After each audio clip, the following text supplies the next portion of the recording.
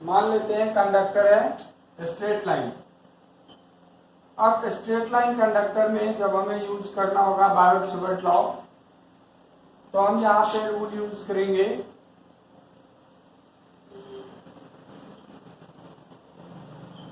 Right hand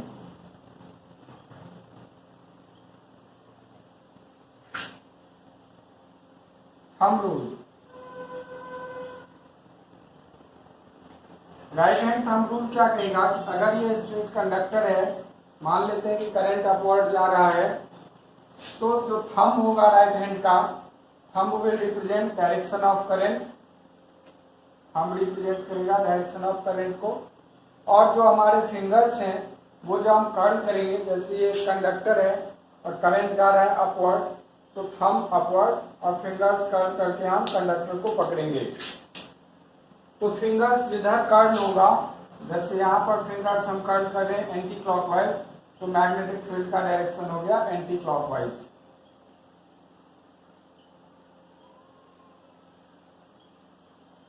यहीं पर अगर हमसे कहा जाए कि करंट डाउनवर्ड जा रहा है, मान लेते हैं कि ये स्ट्रेट कंडक्टर है और करंट जा रहा है डाउनवर्ड, तो हम अपने थंब को रखेंगे डाउनवर्ड, फिंगर्स कर्ल करेंगे, तो यहाँ पर फिंगर्स कर्ल होगा किधर, क्लॉकवाइज। तो यहाँ पर जो फील्ड का डायरेक्शन होगा वो किधर होगा, क्लॉकवाइज डायरेक्शन में होगा। तो अगर स्ट्रेट लाइन कंडक्टर है, राइट हैंड थंब रूल हम यूज करेंगे। अगर करंट अपवर्ड जा रहा है, थंब को, राइट हैंड के थंब को अपवर्ड रखते हुए फिंगर्स को कर्ल करेंगे, तो फिंगर जिधर कर्ल होगा उधर हमारा चारों तरफ क्या होगा, मैग्नेटिक फील्ड का डायरेक्शन होगा। अब सपोज करो यहीं पे अगर बात किया जाए कि ये तो हमने बात की कि इसके चारों साइड फील्ड कहाँ पे है। अगर हमसे ये कहा जाए कि इस कंडक्टर से एक पर्टिकुलर डिस्टेंस पे फील्ड चाहिए, मान लेते हैं हमसे कहा गया कि ये एक स्ट्रेट कंडक्टर है, यहाँ करंट जा रहा है, यहाँ पर एक पॉइंट है जहाँ फील्ड का डायरेक्शन चाहिए, तो हम यूज करेंगे यहाँ पर कौन सा, जहाँ हमें यूज करना है right hand palm rule, right hand palm rule. तो राइट हैंड पाम रूल में क्या होगा कि thumb finger palm, thumb finger palm तीनों का यूज होगा। जो फिंगर होंगे वो रिप्रेजेंट करेगा, फिंगर रिप्रेजेंट करेंगे करंट को, पाम रिप्रेजेंट करेगा पॉइंट जिधर होगा उधर हम पॉइंट पाम को फेस करेंगे, दैट इज पाम के परपेंडिकुलर डिस्टेंस होगा। यहां से कंडक्टर से जो इस एम पॉइंट का डिस्टेंस होगा ये आर, ये क्या होगा, पाम के परपेंडिकुलर होगा, पाम के परपेंडिकुलर डिस्टेंस होगा। और थंब रिप्रेजेंट करेगा मैग्नेटिक फील्ड को। तो अगर हम यहाँ पे कहते हैं कि करंट जा रहा है ऊपर, तो फिंगर्स ऊपर की तरफ, पाम पॉइंट की तरफ, थंब फील्ड को। तो यहाँ पर थंब किधर जा रहा है, थंब किधर जा रहा है, इनवर्ड।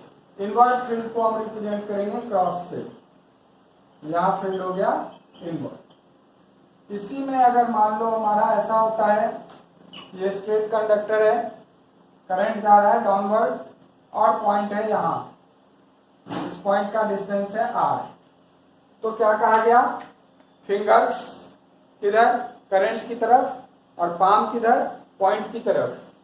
फिंगर्स करंट की तरफ और पाम किधर, पॉइंट की तरफ।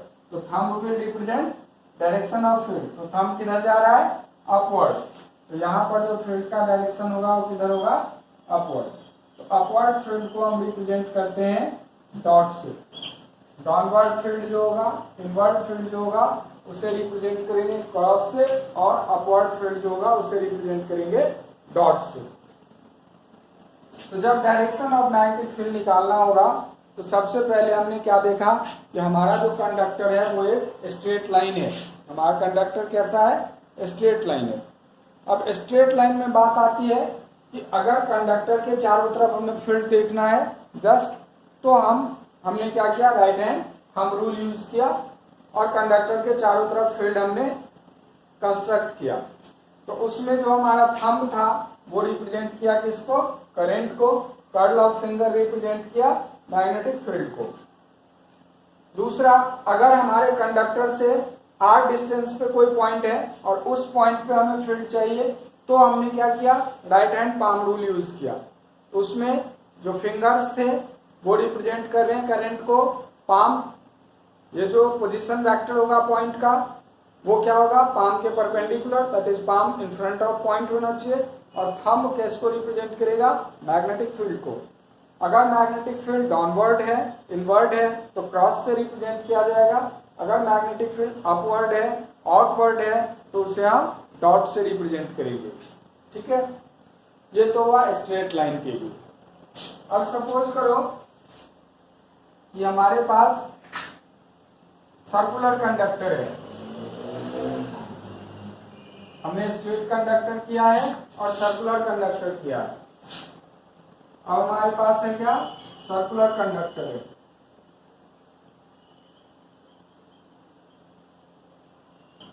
ठीक है, सर्कुलर कंडक्टर में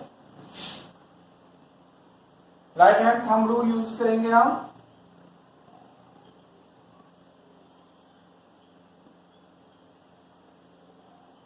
अब यहां पर क्या होगा राइट हैंड थंब रूल में,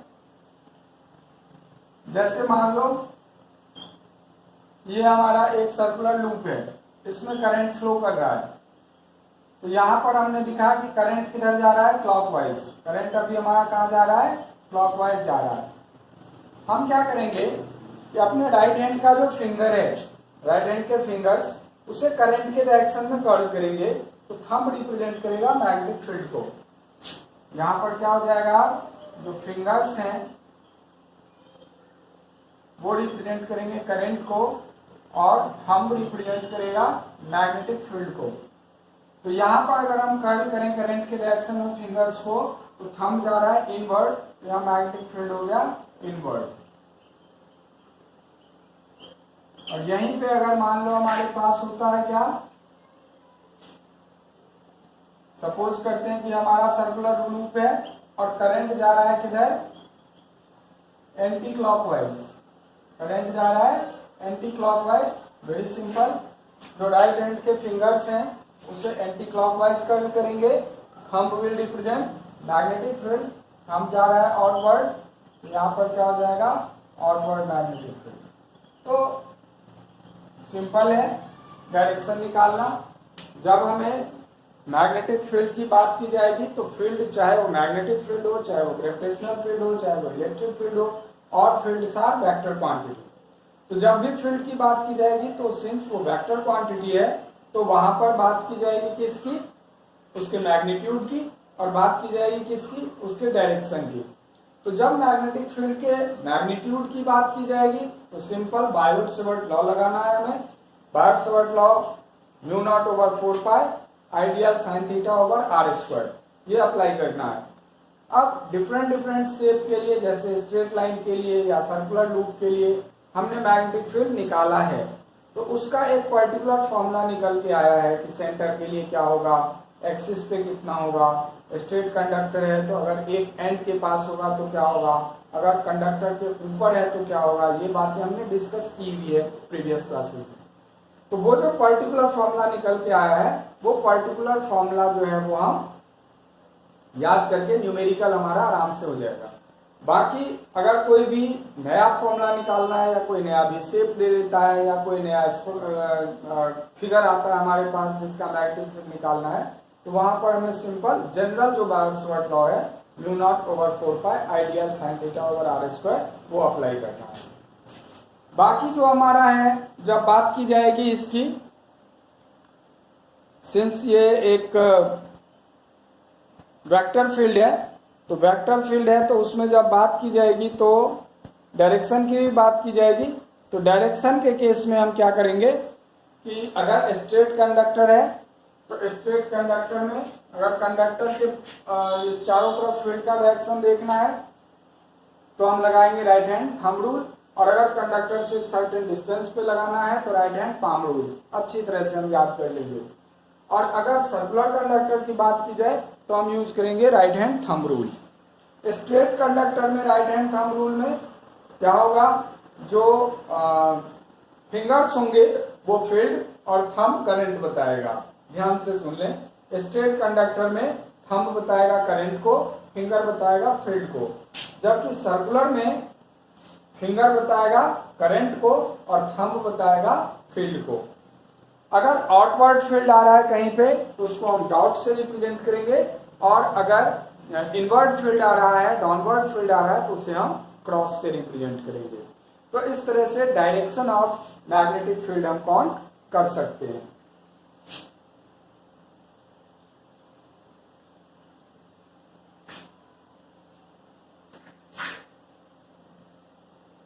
अब हम बात करते हैं मैग्नेटिक फोर्स की। Force on charge in a magnetic field. Force on charge in a magnetic field. अगर हम किसी चार्ज को, सपोज करो ये एक मैग्नेटिक फील्ड हमने अप्लाई किया हुआ है, इस रीजन में ये एक मैग्नेटिक फील्ड है बी, एक चार्ज एंटर करा रहे हैं v स्पीड से, v है स्पीड, q है चार्ज और b है फील्ड।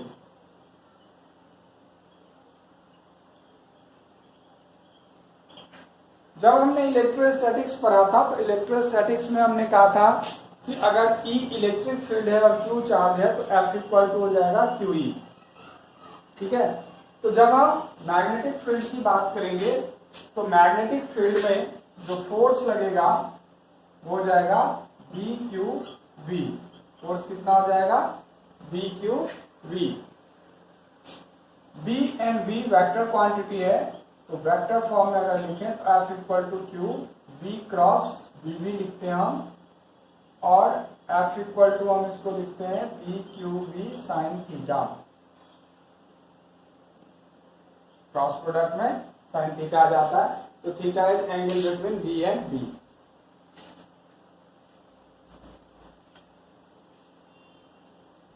तो जब भी कोई चार्ज किसी फील्ड में मूव करेगा तो फील्ड इस पर कितना फोर्स लगाएगा, BQV साइन थीटा। अब अगर थीटा हमारा 0 डिग्री है, लेकिन अगर चार्ज पार्टिकल को हमने फील्ड के पैरेलल मूव करवाया, अगर चार्ज पार्टिकल फील्ड के पैरेलल मूव कर रहा है तो उस कंडीशन में क्या होगा, साइन 0 0, तो दैट मीन्स फोर्स 0 हो जाएगा, मतलब मैग्नेटिक फील्ड कोई फोर्स उस पर अप्लाई नहीं करेगा। सपोज करो एक चार्ज स्ट्रेट लाइन में आ रहा है, मैग्नेटिक फील्ड के डायरेक्शन में मैग्नेटिक फील्ड में एंटर कर रहा है, तो मैग्नेटिक फील्ड उस पर कोई फोर्स नहीं लगाएगा, मैग्नेटिक फील्ड की वजह से उससे कोई डिस्टरबेंस नहीं होगा। अगर हम बात करते हैं कि थीटा 90 डिग्री है, तो जैसे ही चार्ज फील्ड के अंदर एंटर करेगा, फील्ड उस पर एक फोर्स लगाना शुरू करेगा, और साइन 91, तो that means F equal to कितना हो जाएगा, BQV, तो मैक्सिमम फोर्स लगाएगा। तो अगर कोई चार्ज फील्ड के परपेंडिकुलर एंटर होता है, सपोज करो किसी जगह पे क्या होता है कि फील्ड जो है वो लग रहा है एक्स एक्सिस पे, फील्ड लग रहा है कहाँ पे, एक्स एक्सिस पे, और चार्ज को हम एंटर करा रहे हैं किस पे, वाई एक्सिस पे। तो इस कंडीशन में V एंड B के बीच एंगल कितना हो गया, 90 डिग्री। तो चार्ज पे जो फोर्स लगेगा वो क्या होगा, मैक्सिमम फोर्स लगेगा BQV। ठीक है, यहीं पे अगर हम क्या करते हैं, फील्ड लग रहा है एक्स एक्सिस पे और चार्ज को हम स्पीड भी देते, चार्ज को हम एंटर भी कराते किस पे, एक्स एक्सिस पे, तो उस कंडीशन में फोर्स क्या हो जाता, 0, दैट इज मैग्नेटिक फील्ड की वजह से कोई फोर्स चार्ज पे नहीं लगता। तो एक चीज क्लियर हुआ कि या तो चार्ज पर्टिकुलर एंगल पे एंटर करे फील्ड के अंदर, या चार्ज फील्ड के पैरेलल एंटर करे या एंटी पैरेलल एंटर करे। तो अगर चार्ज फील्ड के पैरेलल या एंटी पैरेलल एंटर कर रहा है तो उस कंडीशन में मैग्नेटिक फील्ड चार्ज पे कोई फोर्स अप्लाई नहीं करेगा। लेकिन अगर चार्ज फील्ड के परपेंडिकुलर एक्सिस एंटर कर रहा है फील्ड में, अगर फील्ड एक्स एक्सिस पे है चार्ज y पे या z पे एंटर कर रहा है, अगर फील्ड y एक्सिस पे है, चार्ज x पे या z पे एंटर कर रहा है, तो उस कंडीशन में फील्ड चार्ज पे मैक्सिमम फोर्स एक्सर्ट करेगा। दूसरी बात यहाँ पर हम देख रहे हैं, जब हमने वेक्टर फॉर्म में लिखा तो हमने लिखा vector F equal to Q V cross B। तो इसका मतलब हुआ कि फोर्स का जो डायरेक्शन होगा वो वेलोसिटी एंड फील्ड दोनों के परपेंडिकुलर होगा। फोर्स का जो डायरेक्शन होगा वो क्या होगा, वेलोसिटी एंड फील्ड दोनों के ही परपेंडिकुलर होगा। तो यहाँ पर जो फोर्स का डायरेक्शन हम निकालेंगे, तो डायरेक्शन ऑफ फोर्स हम काउंट करते हैं यहाँ पर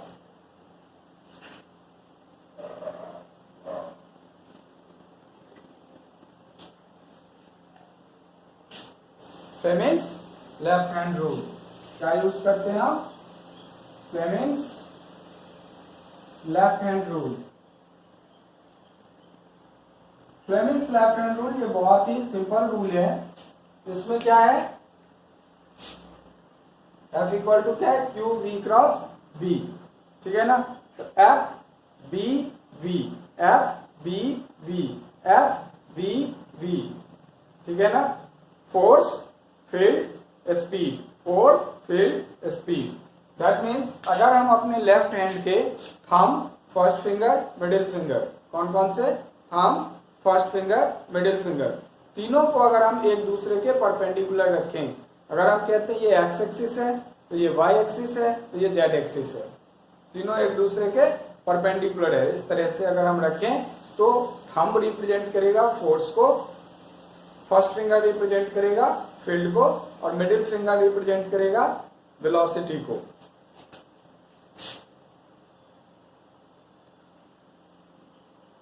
हम रिप्रेजेंट करेगा फोर्स को, फर्स्ट फिंगर रिप्रेजेंट करेगा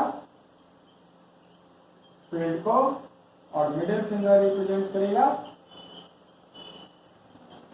वेलोसिटी को, एफ बी वी।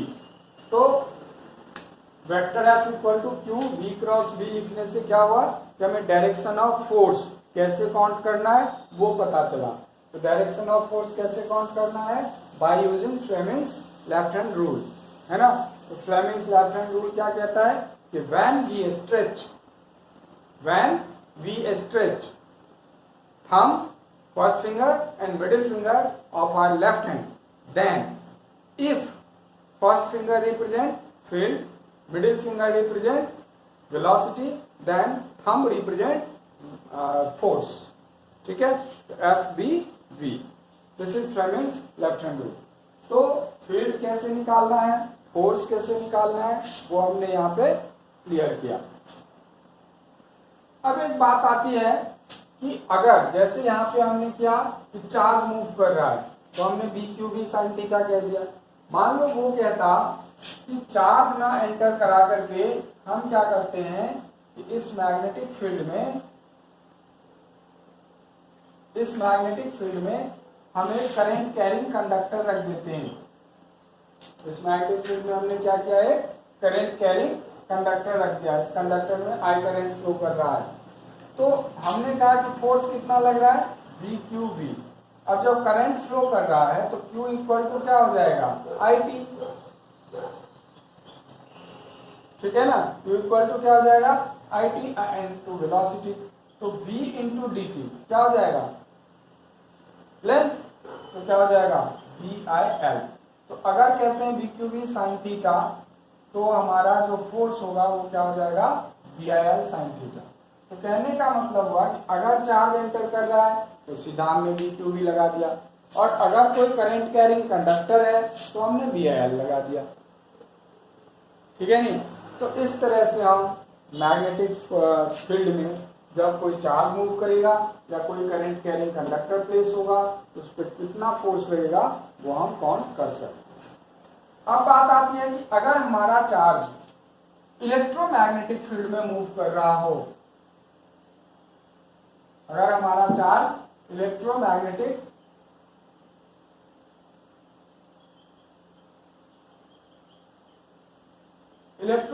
फील्ड में मूव कर रहा हो तो क्या होगा।